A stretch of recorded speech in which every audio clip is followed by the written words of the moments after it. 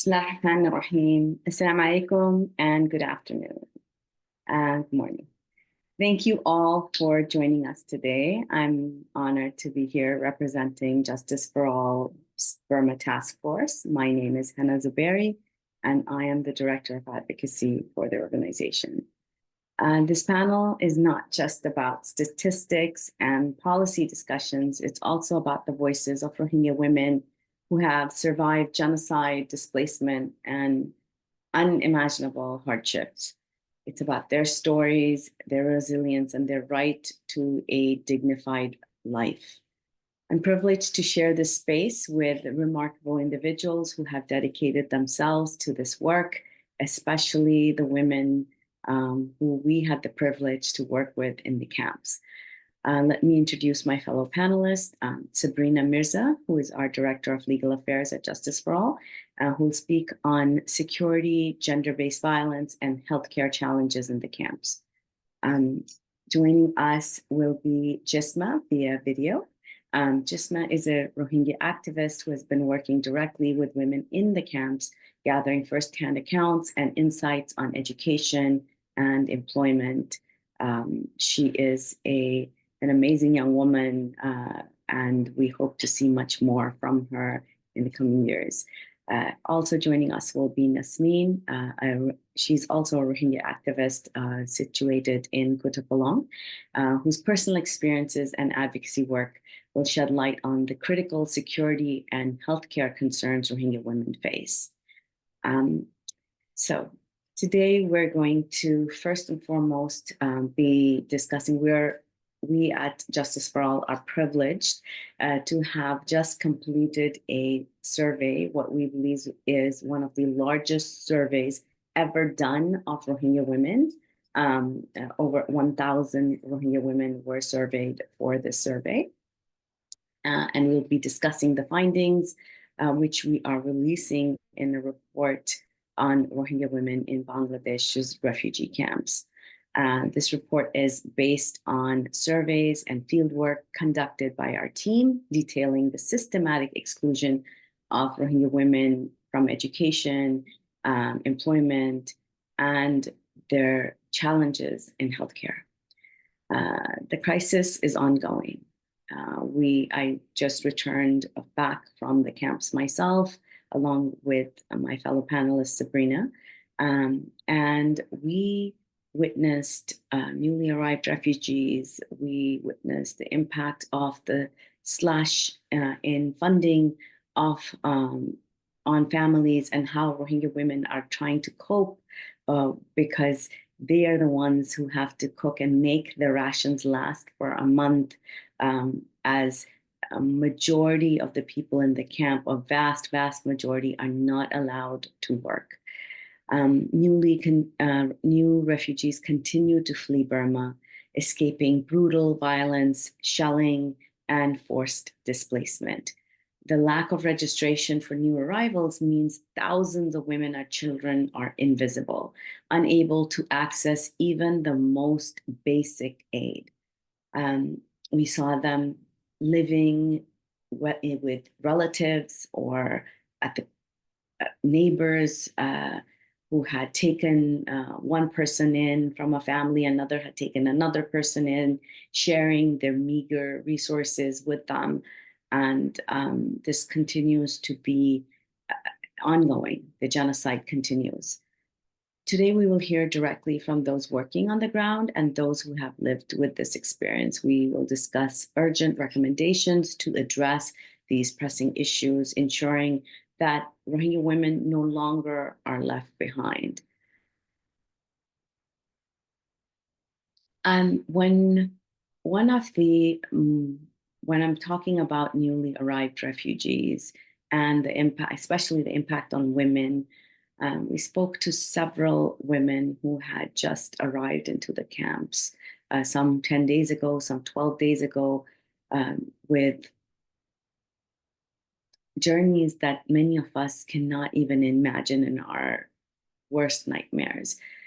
They crawled from underneath dead bodies. They left burning homes. They said, our homes were burnt first, and then they made the announcement. They set our homes on fire.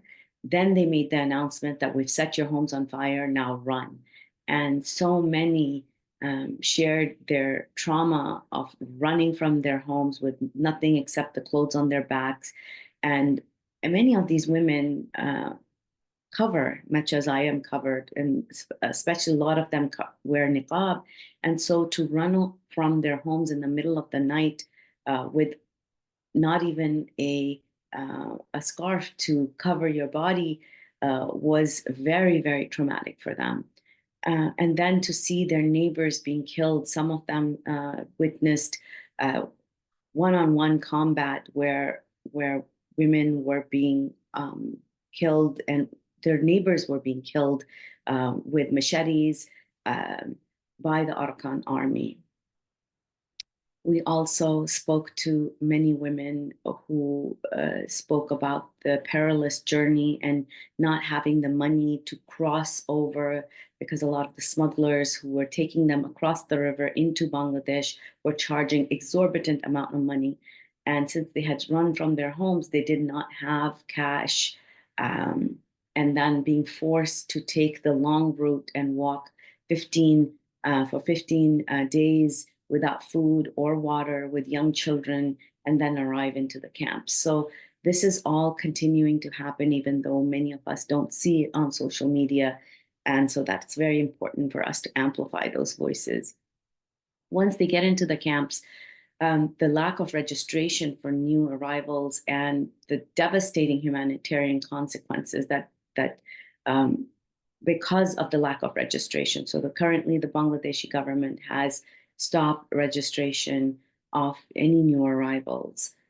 So that means they don't get any tents, they don't get registered for rations, they don't get a number, an ID number. And so this is something that is impacting not only the newly arrived refugees, but those who are hosting them, those who have been there since 2017 or even earlier, and who are hosting them in their own shelters. And as many of you know, these shelters are 10 by 10, already hosting 10 to 12 family members in this tight space. So, along with the trauma of forced displacement, killings, and the destruction of their homes, Rohingya women who are fleeing from Burma are now also facing extreme humanitarian crisis, food insecurity in the camps during the month of Ramadan.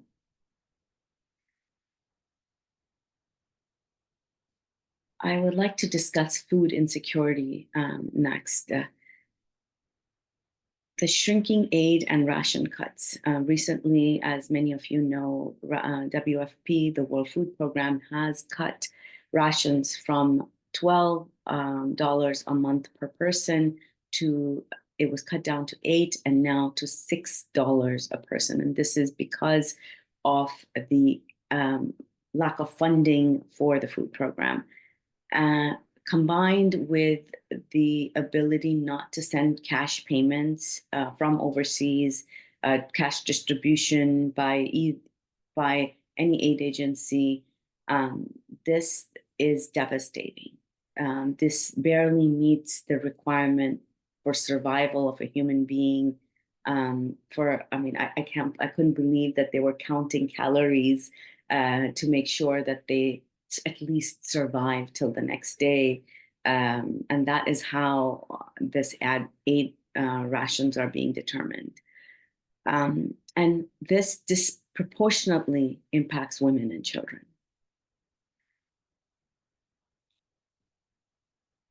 The other crisis that we wanted to go in detail is the employment crisis amongst Rohingya women. One of the most striking findings in our survey is that nearly 90 to 95% of Rohingya women in the camps have no paid employment.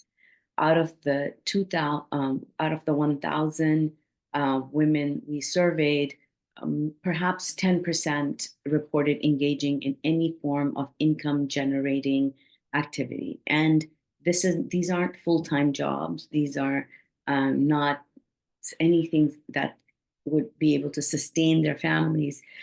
Those who do earn their livings through small-scale home-based activities such as sewing, tailoring, and selling goods within the camp marketplace earn at a level that barely contributes to their household incomes. A handful of women mentioned employment in NGO schools or volunteer positions with aid organizations, but these opportunities are shrinking as well as funding has been cut by so many countries, particularly the United States, the recent USAID cuts. But a vast majority of women, mothers, widows, and young girls remain trapped in economic dependencies with no pathways to financial independence. Yet there's a deep desire amongst these women to be able to contribute, to be able to work. Several of them have been in these camps for 7 years or longer. Those who arrived in earlier years have been there for much longer. They expressed a strong interest in livelihood programs that allow them to earn from their homes.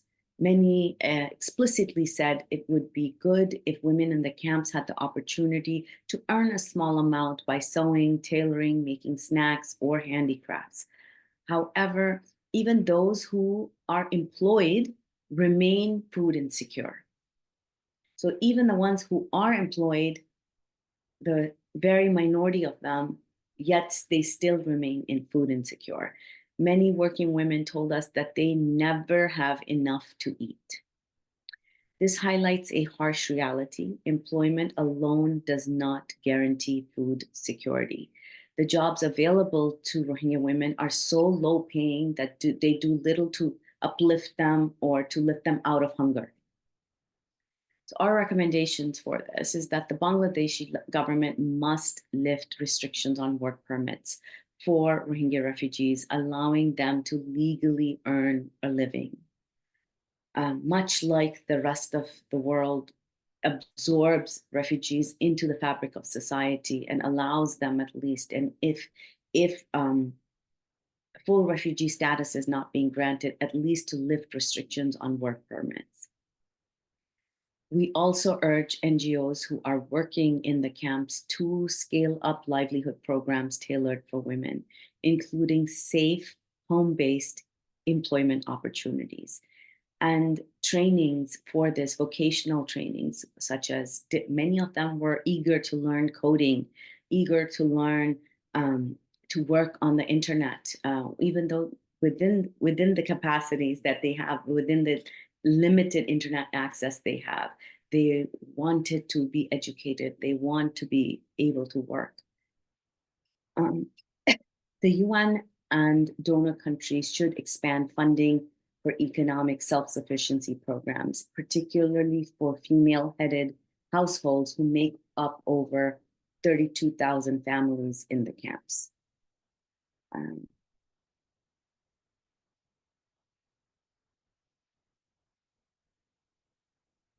I would also now like to speak about education.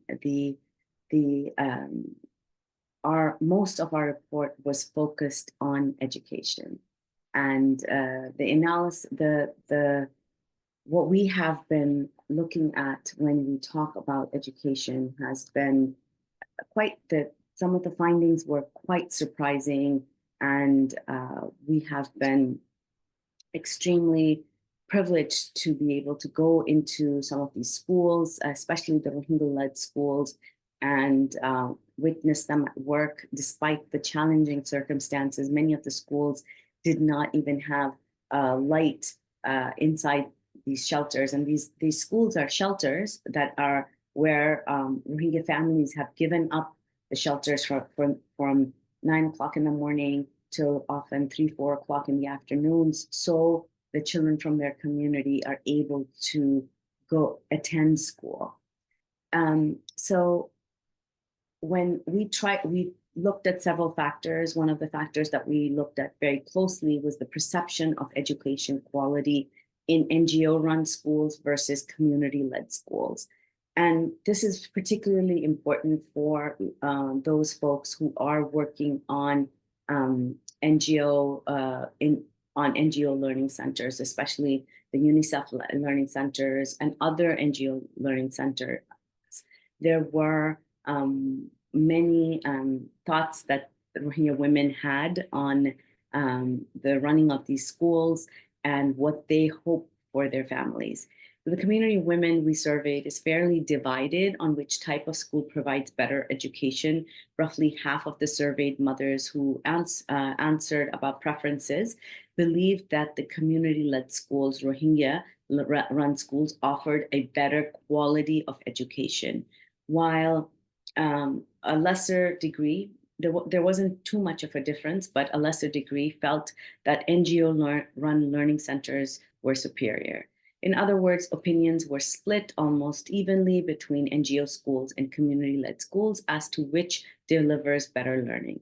This split highlights a clear lack of consensus, and there were several factors to this. Many parents appreciated the formal structure and resources of NGO centers, yet a greater amount trusted the community's own schools, including madrasas and Rohingya-led classes, to educate their children effectively.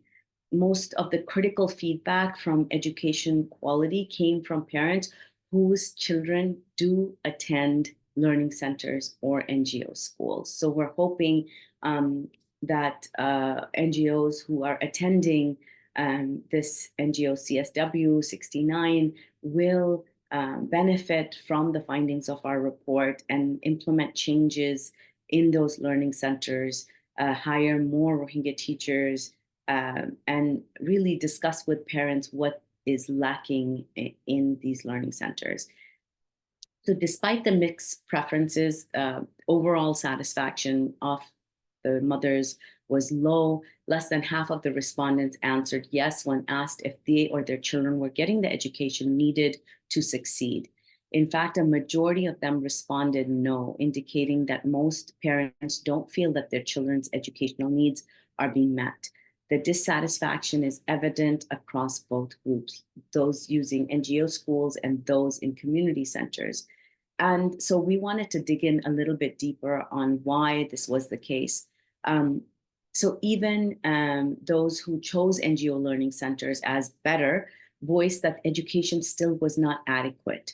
They said that they felt that their children aren't learning enough to secure a good future, as their education is not formally recognized. So the formal recognition of the education that these children are getting in the camps is something that is absolutely imperative. And we are urging all NGOs to push the Bangladeshi government to ask for formal recognition of both what they're learning in the learning centers as well as the Rohingya-led schools.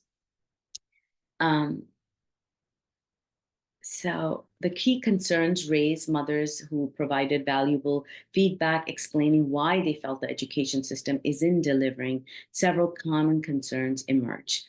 There's no pathway to higher education. A frequent worry was the lack of formal recognition and advancement. Parents noted that after attending camp schools, children will not have any certificates and no chances to step towards higher education. In other words, even if their kids finished available classes, they can't progress to higher grades or obtain recognized qualifications. This makes parents feel the current schooling may be a dead end in terms of future opportunities. Very limited and low quality teaching and limited curriculum. Many parents requested that the quality of what is being taught.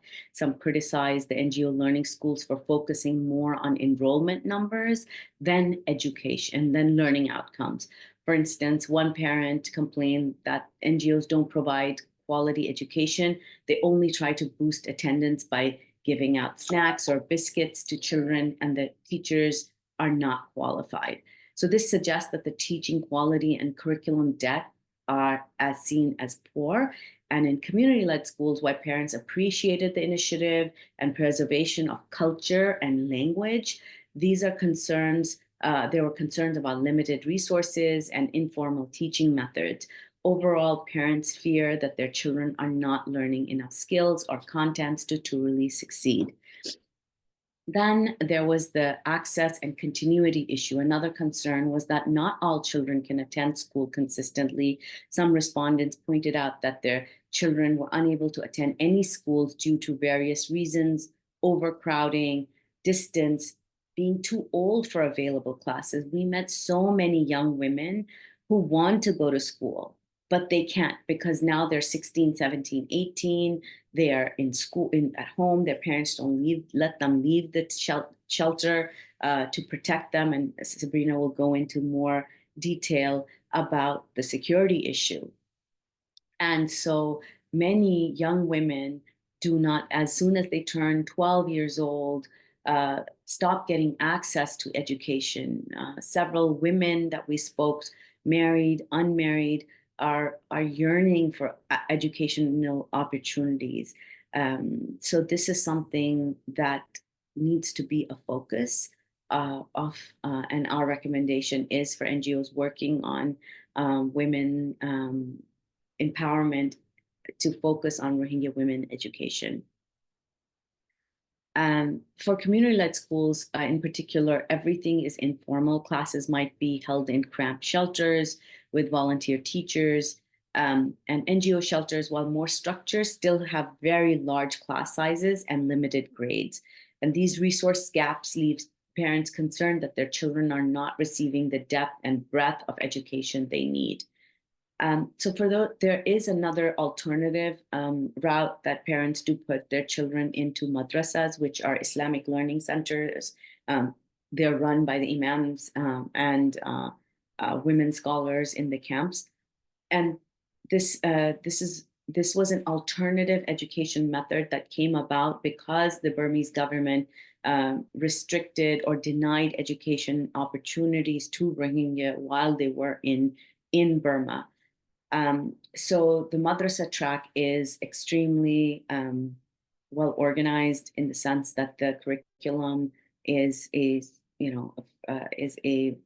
curriculum that is used across South Asia, in India, in Bangladesh, in Pakistan, Nepal. All these places use the same curriculum, and so these parents were generally content. Interestingly, parents whose kids attended only madrasas did not report a lower satisfaction with education.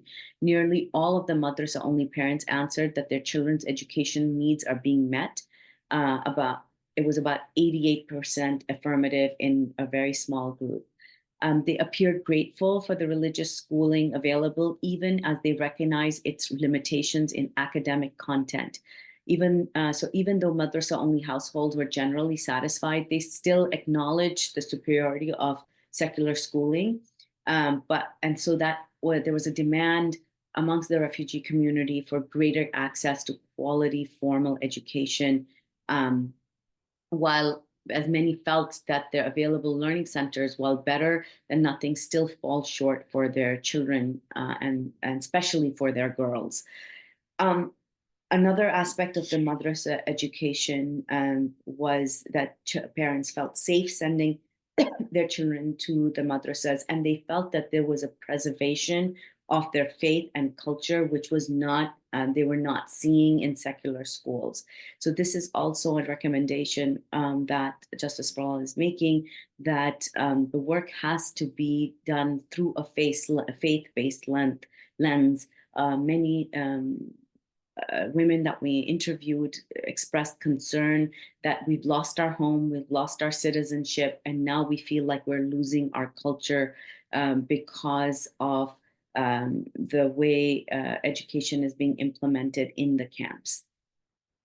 So in summary, education quality in the camps is a major concern for mothers, for Rohingya mothers. About half favor NGO schools and half prefer community schools, but most agree that the current education is not sufficient.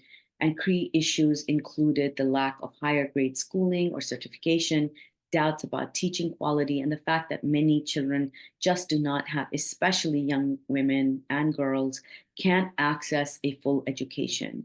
These insights highlight an urgent desire for improvements such as formal recognition, expanding curriculum, improving teacher training, and creating pathways for students to continue their studies beyond the basics. And at this time, I would like to invite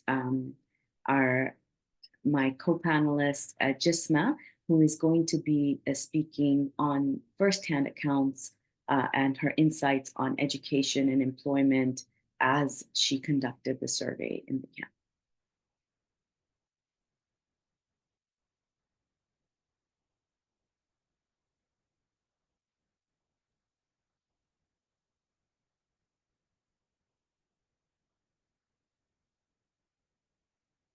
Give a second.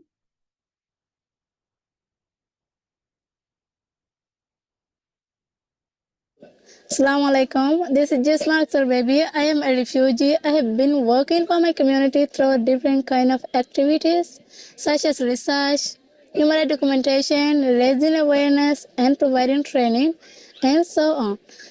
Originally, I am from Butiran Township, Rakhine State, and I have been surviving in Kutupalong refugee camps for last 8 years.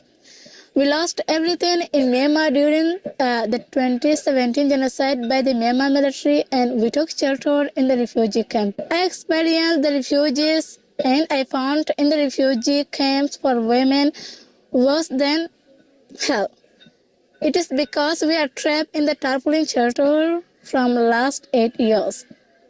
We have been to sacrifice our privacy since we don't have separate room, separate bathroom, or separate learning initiative. In a shelter, there are 10 people, families staying together.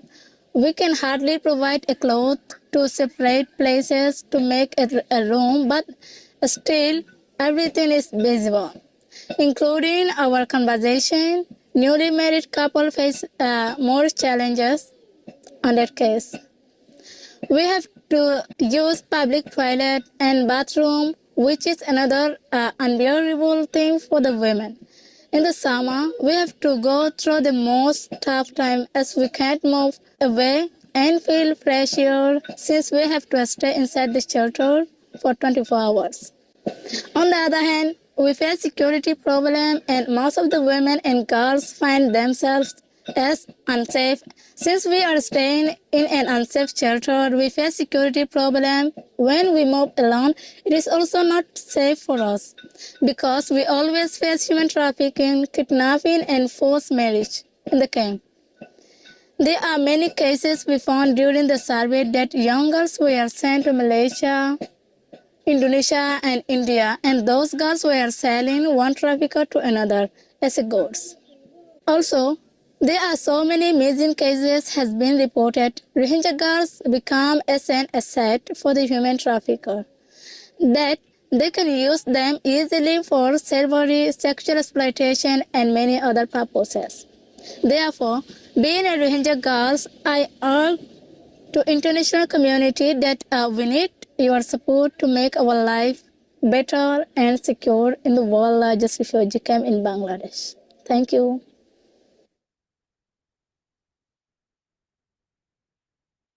Thank you, Jisma, for your, it was just lovely to meet you in the camps and to hear your stories.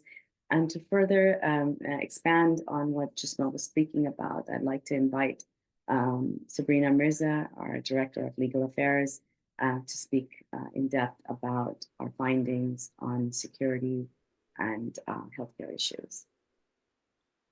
Thank you. It's an honor to be here amongst my esteemed panelists, and wonderful to hear from Jisma. I agree. She was a wonderful help in the camps when we were there. Thank you to CSW for the opportunity to center Rohingya voices on this platform and to share from our experience in the camps, and also uplift the voices of those who responded to the survey with very thoughtful and very insightful responses to their concerns that they're facing in the camps 7, 8 years in or longer. I'll be discussing healthcare, security, and protection challenges that was raised as a major concern amongst the women we spoke to and who were surveyed. So healthcare, as we know, the recent aid cuts that Sister Hannah mentioned has only exacerbated the situation. So what I'm reporting on has only gotten worse. The hospitals have been forced to shut down. There were at least 5 since the aid cuts. So everything has only been exacerbated by the recent circumstances. But at the time of the survey in November, December, the women reported 74% that the quality of health services was very poor. 72.5% respondents indicated that access to medicine was a major need. As we interviewed many of the women, they mentioned that whatever their ailment, they would only be given paracetamol as a medicine, and that they didn't have cash money to be able to afford medicine that they really needed.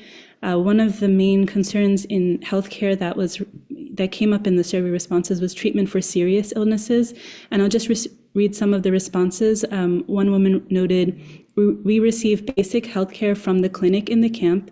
If someone is facing some serious health issue like hepatitis C, cancer, other chronic diseases, then the patient needs to visit private hospitals, and that is very costly." Another woman reported, "We don't have access to healthcare for serious medical issues such as surgery, operations, and high-cost medicines." And another woman said, "I'm pregnant and do not have medication for my epilepsy attacks that occur a couple of times a month.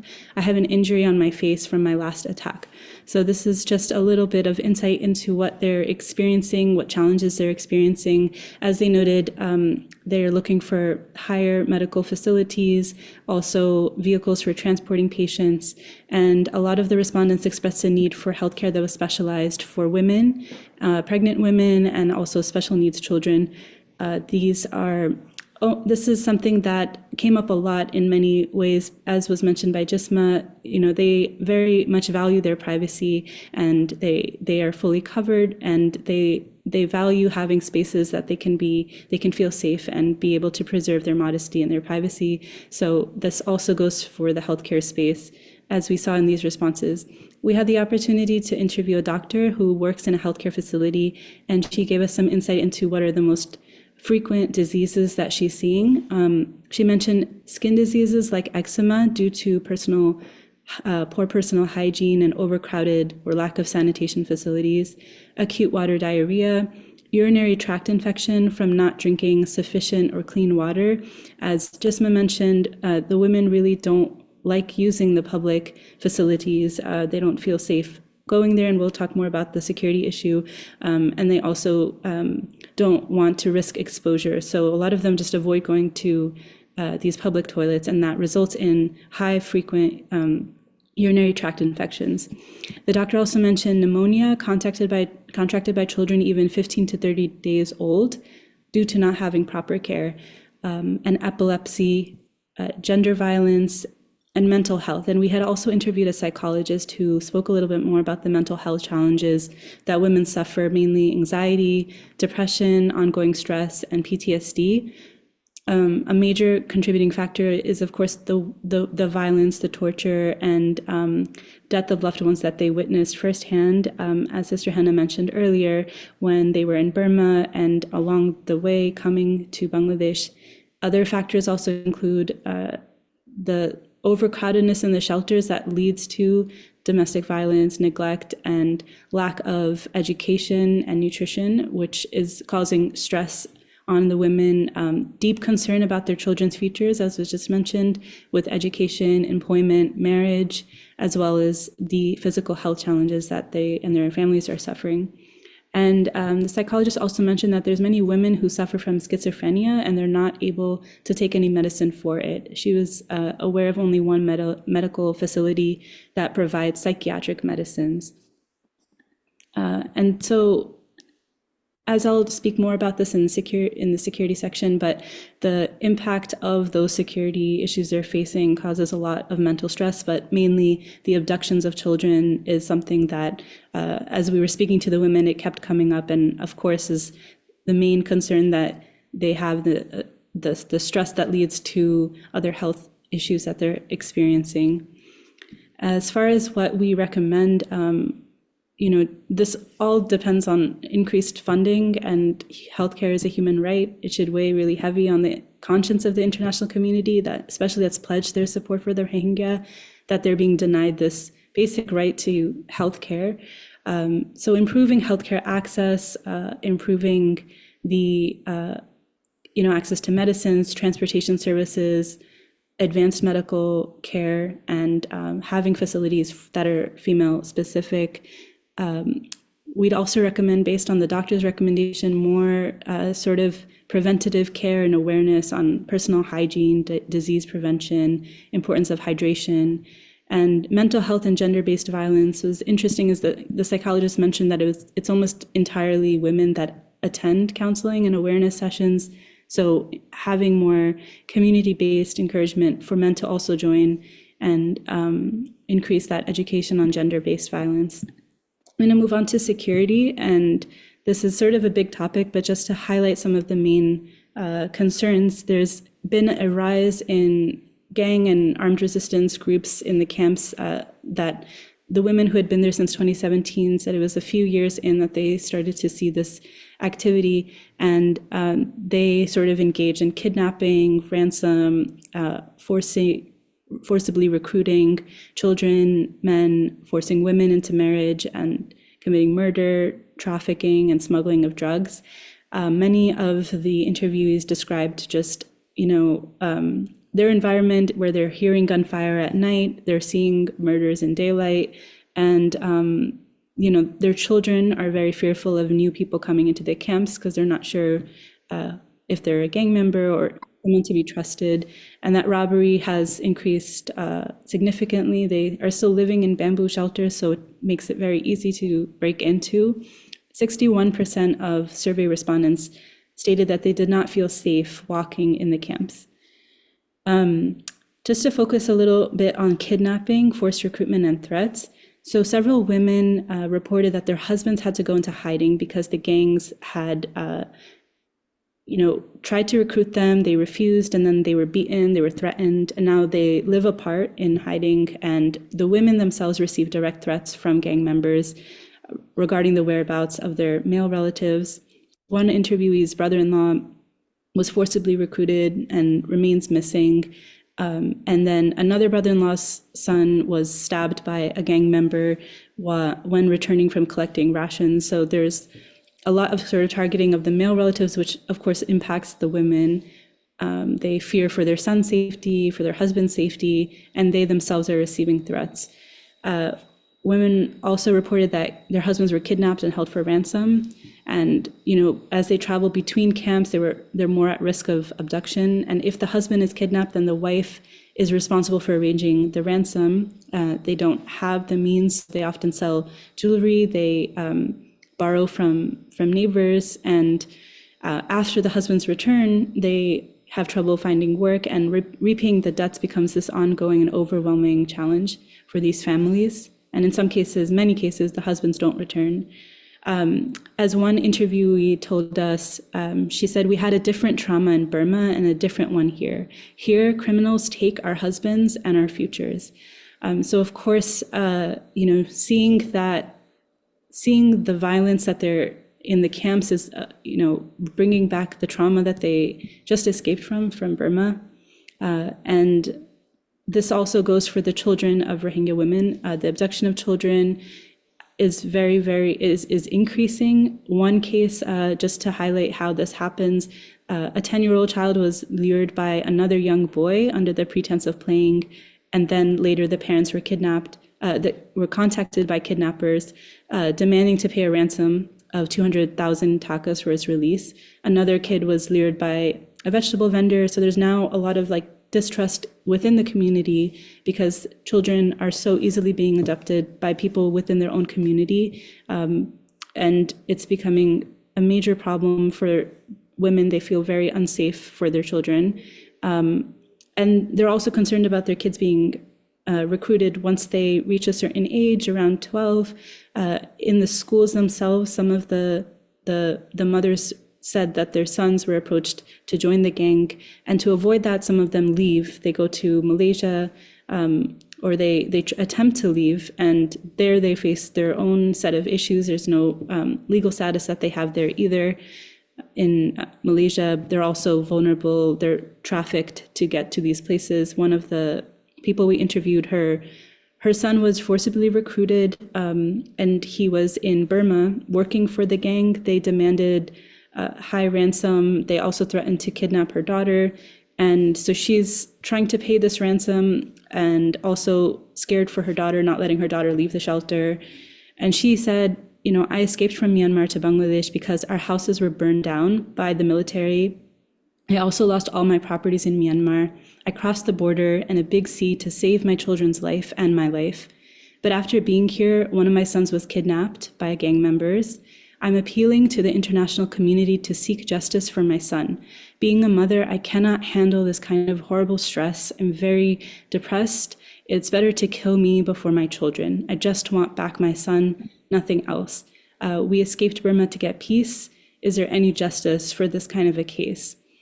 And it was really, really difficult to hear these stories. This woman's son had been kidnapped a month and a half before, and that was definitely the biggest concern that she had, and that many of these women, they didn't even want to really speak about any of the other concerns like food and stuff, because this is obviously weighing so heavily on them as mothers. And going along with that is forced recruitment of forced marriage of women. So young women often faced threats. There was an 18-year-old who was receiving calls from a gang member who wanted to marry her. When she refused, she was threatened that her father or her brother would be killed. And she changed her phone number. He was still able to contact her. She tried to escape to Indonesia. She was trafficked. They arrested her. She was in prison in Burma and then came back to Bangladesh after 5 months. So it's really difficult for them to find a solution or an escape when they're put into these circumstances where they're facing threats by gang members and they don't feel that there's any security within the camps. As was mentioned by Jisma, there's also the issue of girls being sold into forced marriages, and in other countries like India and Indonesia, there's a lack of impunity for traffickers, and this continues to happen as they're looking desperately for a solution to get out of the situation that they find themselves in. And there's heightened risks for women who don't have what's called a mahram, which is like a close male relative, a husband, a father, brother, or son, to protect them and to accompany them in public spaces. So women who are going in to get their food rations are going into a space that's male dominated a lot. It's very difficult for them to just access the basics that they need without a male guardian who's there to support them. So we found that they're at increased risks for exploitation, harassment, in addition to just finding it difficult to access their essential services. And as I mentioned earlier with the sanitation facilities, the women, they avoid going because they're overcrowded. One person said it was basically 100 people using 2 to 3 public outhouses, and they're wearing their fully covered and standing in a long line to use the toilet, and they get harassed on the way. So it's an everyday struggle for these women to feel safe just using the bathroom. And there's no legal recourse. That's what I'll close with before we get to just some recommendations. There's a visible presence of Bangladeshi police forces, but no, the women suspect police complicity. They don't trust any authorities. And because of that, they withhold their identities when discussing these incidents. The climate is just one of fear. And as we mentioned, the only solution that they can think of is leaving Bangladesh, and wherever they go, they don't seem to find any safety or peace without any legal recognition as Rohingya women. And they also noted that there are some authorities that collaborate with drug dealers, that arbitrarily arrest men and sentence them to jail without trial. And even if their families were to get a lawyer, they face exorbitant fees that they're not able to pay. So they really don't have recourse within the camps of any protection from authorities. So what Justice for All recommends are several measures, but I'll just highlight a few. Women-led protection initiatives. So when we were in the camps, we saw that there were women, the wives of the imams, and there were female community leaders that women did go to with their concerns. So creating structured women-led committees who can organize for mutual protection, advocacy, and social support, encouraging them to the wives and the female scholars and the community leaders to lead those communities and create community-based safety patrols for women and children. We'd recommend moving women, housing single, widowed, and vulnerable women near mosques, close to water, food distribution, and toilets, and building schools for girls and women near the mosques. That would help to alleviate the concerns that they have in accessing these basic resources because of security concerns. And installing streetlights, that was one thing that a lot of women mentioned, just there's no streetlights at night. It's very difficult to even get to the bathroom, and it only increases their vulnerability. And expanding educational programs on gender-based violence, human trafficking, and increasing support for families that are facing these gang threats. I think that's it from my part. There's a lot that could be spoken about with regards to security, but these are just some of the highlights from our responses in the survey and the women that we spoke to. Thank you. Thank you, Sabrina. And at this point, I'd like to invite Nasneen, who's going to be talking about her experience serving Rohingya women for this report, and her own personal experiences in the camps when it comes to education and employment.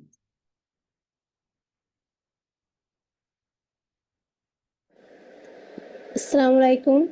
I am a Rohingya refugee and I have been surviving for the last 8 years in the world's largest refugee camp. I am originally from Mondo, Rakhine State, and I am a surveyor for this research conducted by Justice for All. I was a student in class 5 when I fled to Bangladesh. After arriving here, I tried hard to continue my studies, but I could not find any opportunities in the camp.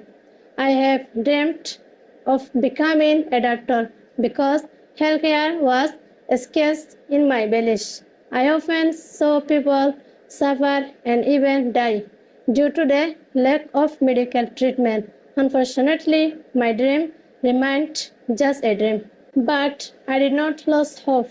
I worked hard to learn in different ways. I attended private classes taught by Rohingya teachers, and over time, I was able to read and speak better since 2022. I have been working as a volunteer in various NGO sectors, gaining knowledge and experience. This inspired me to work for my community and become a voice, especially for women. Whenever I talk to women and girls in the camp, I always see their strong desire to educate themselves and their children. However, due to the lack of educational facilities, adolescent girls are particularly vulnerable because there are no schools or learning centers. Specifically for Rohingya girls, many parents do not want their daughters to study alongside boys. Therefore, we urge the international community to support Rohingya women and girls by establishing separate learning initiatives. This will allow Rohingya girls to receive an education and become agents of change within our community.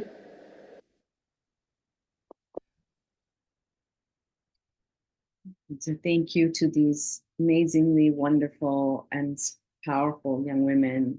When we went into the camps, you go in with this almost this complex that we're going over there to do something for them, and you come out with this supreme feeling that they did so much for yourself. Like I feel like I learned so much from them about humility, about resourcefulness, about thankfulness, just amazing resilience, but this feeling that we have failed them in so many ways.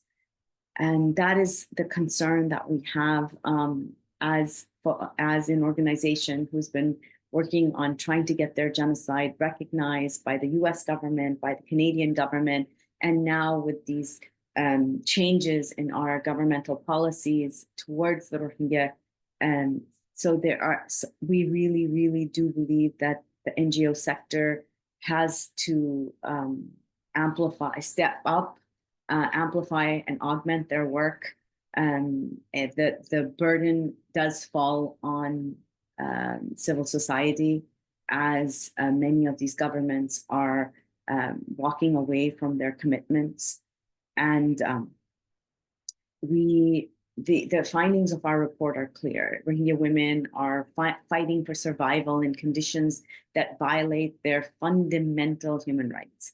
They face barriers to education, exclusion from employment, and worsening food insecurity. But we believe these challenges are not insurmountable. Solutions exist, and sometimes the solutions are very simple. But for example, fire retardant shelters. Many women spoke about how fire was such a trigger for them because their homes were burnt in Burma. And then now, well, there was one woman we interviewed whose shelter had been burnt 3 times, and she over and over lost anything that she had accumulated in her life. So the women that we surveyed want to work. They don't want to rely on humanitarian aid. They want the dignity to be able to earn a fair wage. And they want their children to receive an education. They themselves want to receive an education that leads somewhere, that takes them off of this dependency on food rations, on the charity of NGOs. They want to live with dignity and free from hunger, free from violence. So especially for our recommendations, we urge the NGO community to advocate for the lifting of restrictions on Rohingya education, including formal recognition of schooling, expanding vocational training programs tailored for Rohingya women, and allowing controlled work programs within the camp to create sustainable livelihoods. We also implore you to scale up livelihood programs and educational programs that are tailored for women and tailored for girls, inshallah. And to those NGOs present today, we need your voices. We need more amplification. Once this report comes out, we would appreciate all of you using it to form your work, because these are the voices of the people that you are serving, their authentic voices, what they want implemented. And so we urge you to advocate for policy changes that recognize Rohingya women's rights to education and employment. And I urge you to expand your programs to include safe women-led economic initiatives, safe security initiatives, and education initiatives. And to the UN and donor countries, we need your action. Reverse food aid cuts now. Fund Rohingya-led schools. Push for sustainable employment opportunities. And to all of you who are watching, we need your solidarity. The struggle of Rohingya women is a human rights issue, it's a gender justice issue, and it's a global responsibility. We cannot allow the most persecuted women on earth to be forgotten. We at Justice for All will continue to fight for them, and we want to ask you, will you join us? Thank you. We have time for a few questions and answers. And so if anybody would like to use the chat or use the Q&A form to ask any questions, please let us know.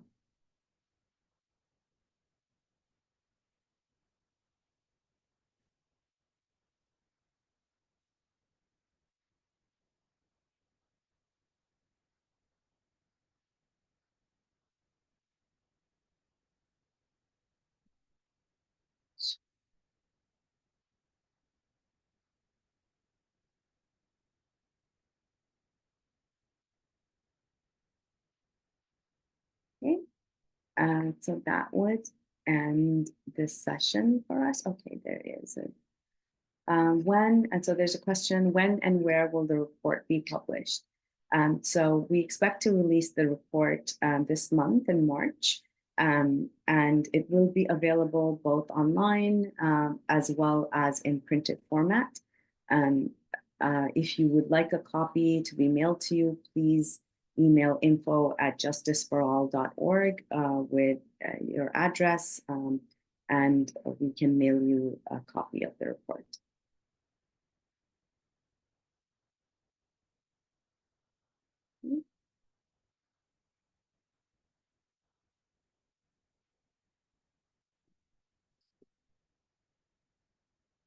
I'm going to give a few more minutes for any additional questions, and then we will end this session. Okay. Okay. We've noted your email address, Meenakshi, and we will keep this. We will send you a copy of the report.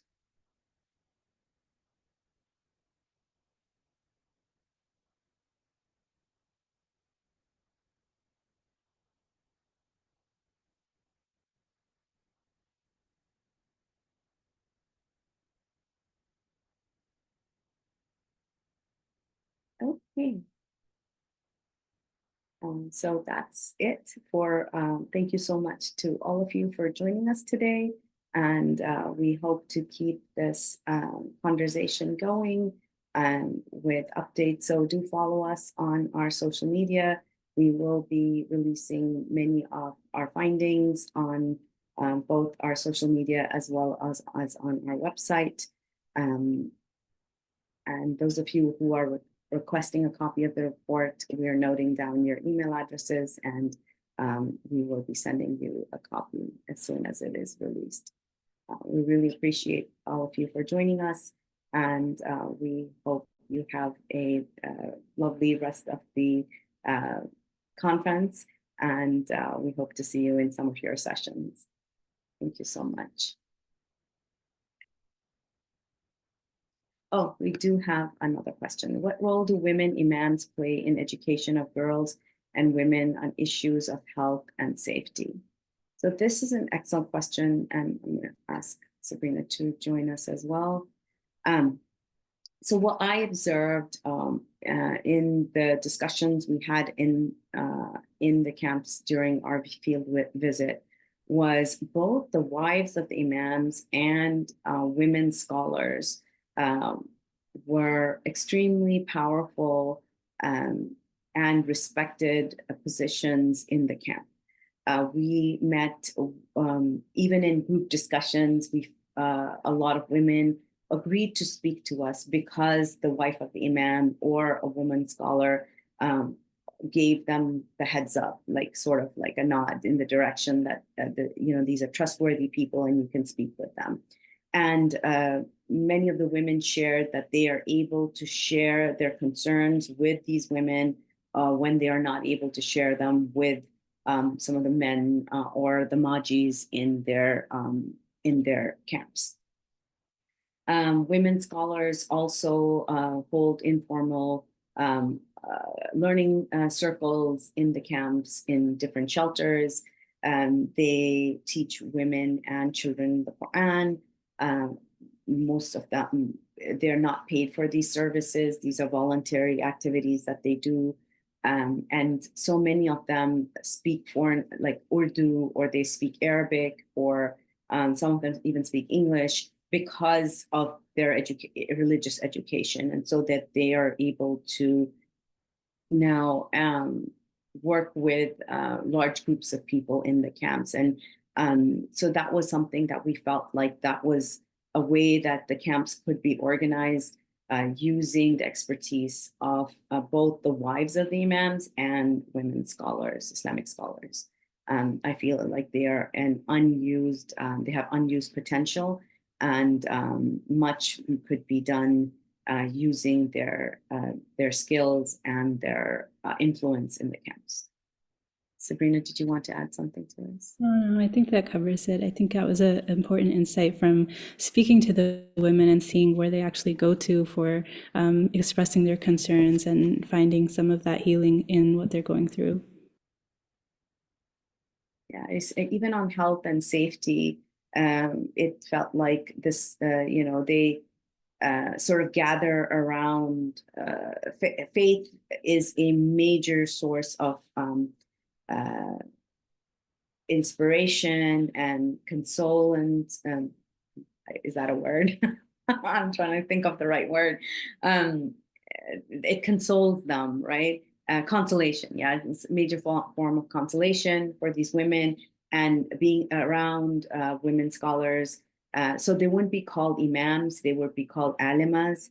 Imams is a word usually reserved for men who lead the prayers and the congregational prayers. So these are women scholars, these are alimas, and they so many women come to them for prayers or to share their concerns, and then that is something that definitely is a source of education for them as well. And that a lot of them were like, oh, we don't have anything else to do. So many times we gather as women in circles and they talk or they read the Quran or they recite prayers together. So this is a form of healing, definitely, as Sabrina was talking.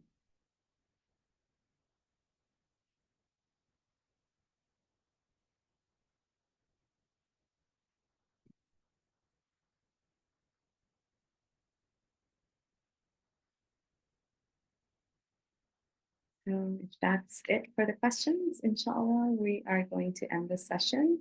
I'm going to drop my email in the chat, and Sabrina will be as well. So if anybody has any further questions or would like to get in touch with us or any of the other Rohingya women that you saw on this panel, please do get in touch. Thank you so much. Oh, we have another question.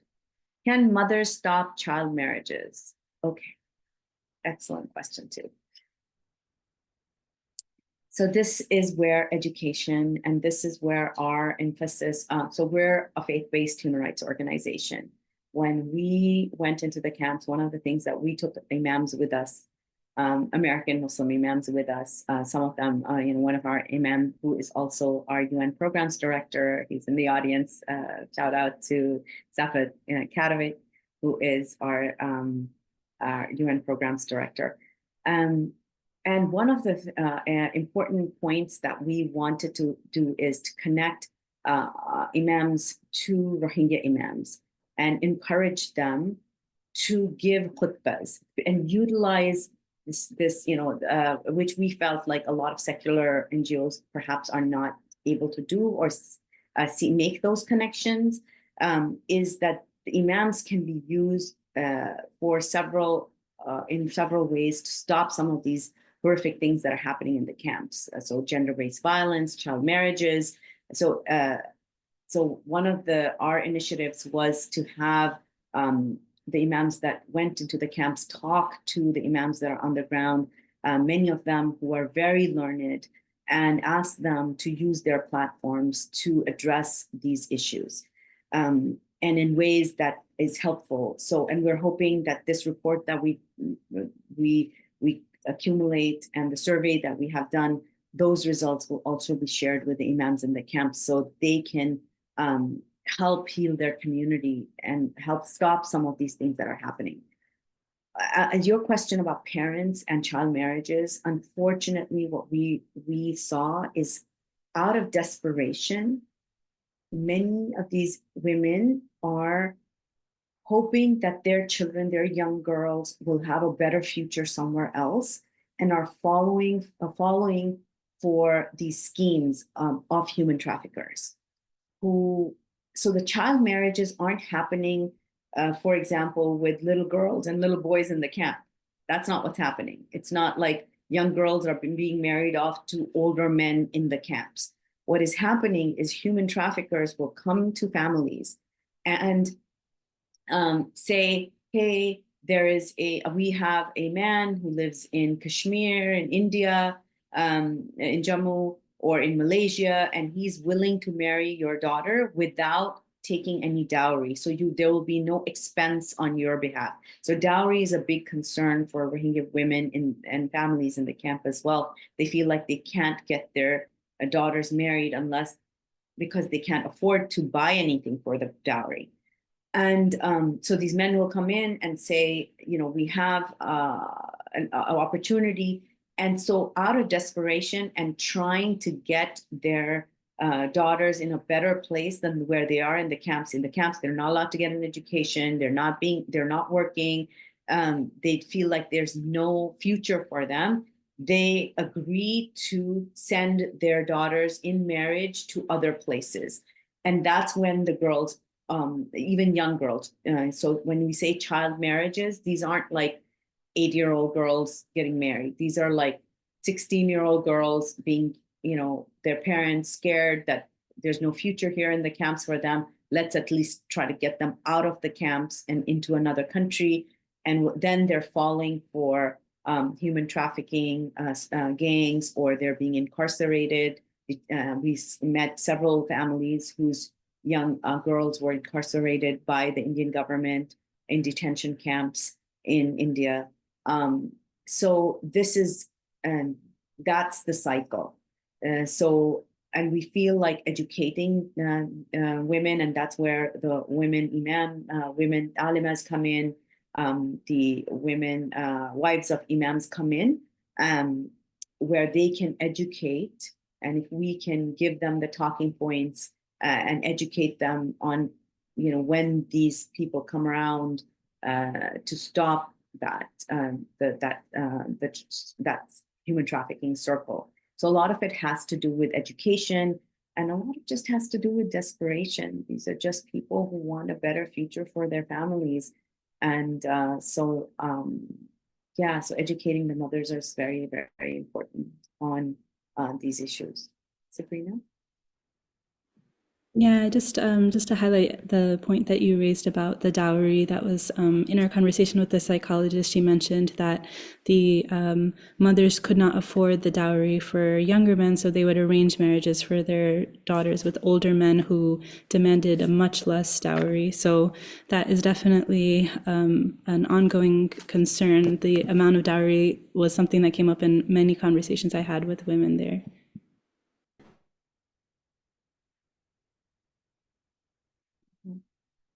That answered the question.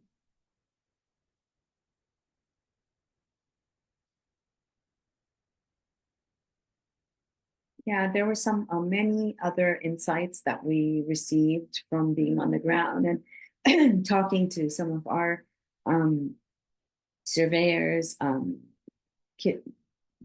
I feel like the law and order situation right now in the camps is extremely, even more, while they're suffering from hunger issues, this mental stress of not being even able to leave their shelters is magnified so many times. And the solution seems to be come back. So the pressure, while we are very, very grateful to the Bangladeshi government for everything that they have done,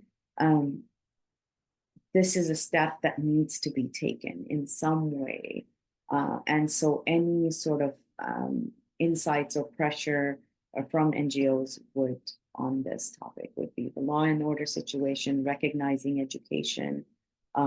These are all things, and the safety situation, especially with fire retardant shelters, are all very easy fixes that the Bangladeshi government can take.